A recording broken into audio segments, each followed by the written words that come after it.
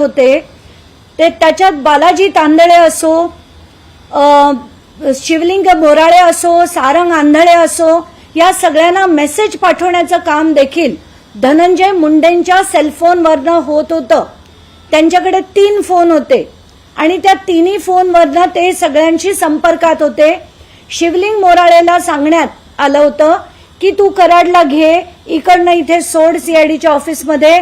बालाजी तांदळेला सांगण्यात आलं होतं की 9 तारखेपासून बालाजी तांदळे हा पोलिसांबरोबर या आरोपींची जी शोध घेत होता तो एवढ्यासाठी की हे प्रकरण जेव्हा शेकायला लागलं तेव्हा तो आरोप कराड किंवा त्यांच्यापर्यंत पोहोचू नये म्हणून या लोकांना अटक करून तिथल्या तिथे निपटावा याच्यासाठी धनंजय मुंडे प्रयत्न करत होते।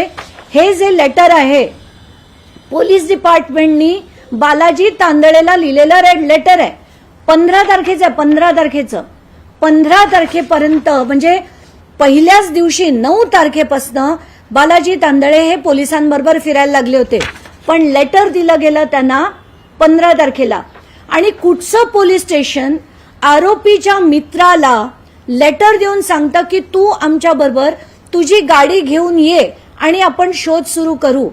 तर याच्यात धनंजय मुंडेंचा दबाव होता, पोलिसांना दबाव होता, या सगळ्या त्यांच्या कार्यकर्त्यांना दबाव होता, म्हणून बालाजी तांदळेंनी स्वतः देशमुख कुटुंबाला सांगितलेली माहिती अशी की आम्हाला पोलिसांनी या आरोपींना शोधलेलं नाही, आम्ही गाड्या फिरवून आमच्या एकांना त्यांनी सांगितलं 60-70 गाड्या, दुसऱ्यांना सांगितलं धनंजय देशमुखला म्हणाले 200 गाड्या फिरवून आम्ही या आरोपींचा शोध घेतला म्हणजे सगळं प्रकरण त्यांच्यावर शेकलं जावं आणि यांच्यापर्यंत ते सगळं येऊ नये।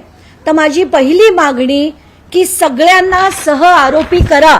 आता चार्जशीटमध्ये अनेक गोष्टी आलेल्या नाहीयेत, त्यात जे जे पोलीस अधिकारी होते ज्यांनी प्रचंड मदत केली त्यांचं कोणाचंही नाव त्या चार्जशीटमध्ये नाही, त्या कोणाचंही स्टेटमेंट देखील चार्जशीटमध्ये नाही। ती पूर्ण 200 लोकांची यादी आहे, त्याच्यात ना राजेश महाजन आहे, ना राजेश पाटील आहे, ना महाजन